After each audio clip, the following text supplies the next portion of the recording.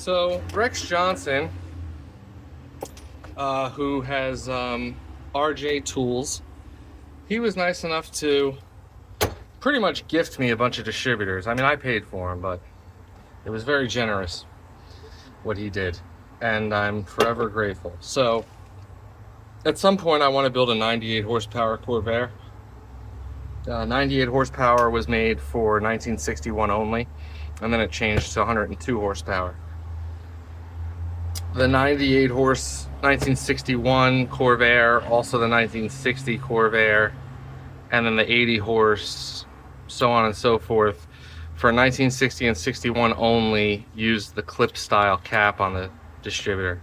This one I pretty much already rebuilt. So let me show you a few things about Corvair distributors. So this is the housing. This one's broken, so I didn't use it, although it's probably still usable. This housing is where this bushing goes. This is what does all the work. I don't know if we can see, but this one has quite a bit of galling inside. It's pretty rough. I'm not sure what these are made out of. I wish I could tell you. I assume some sort of bronze. What happens is this bushing gets pressed into here with the oil hole lined up to the little cap here so you can lubricate these.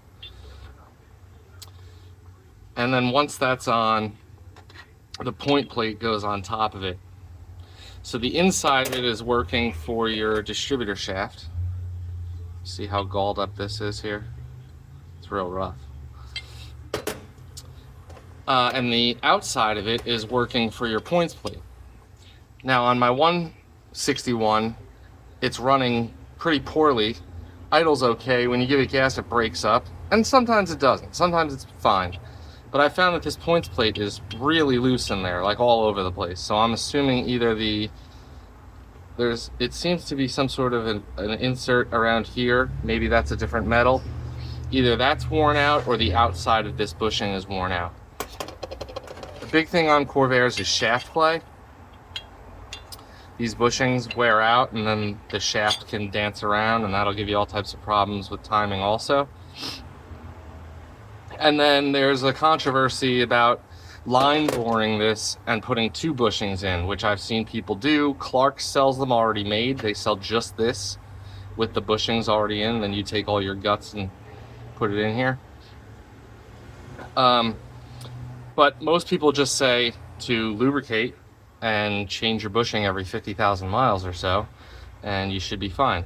There's also a piece of felt that goes in here that I assume catches oil or holds a little bit of oil in it.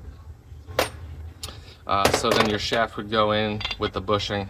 I'm going to leave this bushing out so that we get an idea of what's going on. So it would be, your points plate would go on.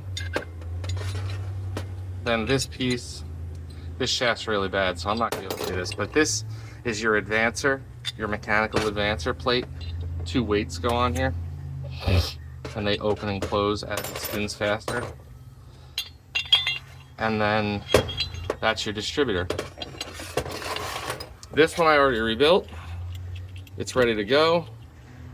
This bushing was in really good shape. It looked almost new. And the only thing I did here was put new points.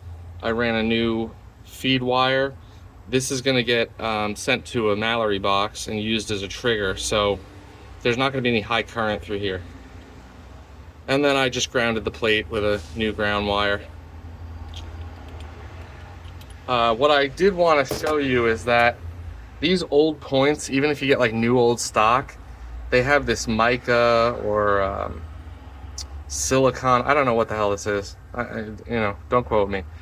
But this seems to dry out over time, and then you get a lot of play in the points, up and down play like this, and it makes for a terrible contact. Really sporadic. Every time it lands, it's landing a little different. Now that may not matter if you're running full voltage through here, because all you're doing is actually making, contact for the coil, but I feel like my Mallory box is a little bit more sensitive, and if it's not opening and closing correctly, it makes it do weird stuff because it's looking for constant and consistent trigger. So that's something to note. These points are, I don't know what they are. Rex gave them to me. He gave me a few sets. They are not branded, but they're made very, very well. And this nylon or whatever rocker pivot is really precise. It opens and closes like just linear. There's no up and down play at all. So that's good. But anyway, so that's Corvair distributors in a nutshell. Well, early model 60 to 61 distributors. In 62 to 69, all the advanced mechanism got moved under the timing plate. So, and again, the cap screws on. That's it. So now I just need a motor for this to go in.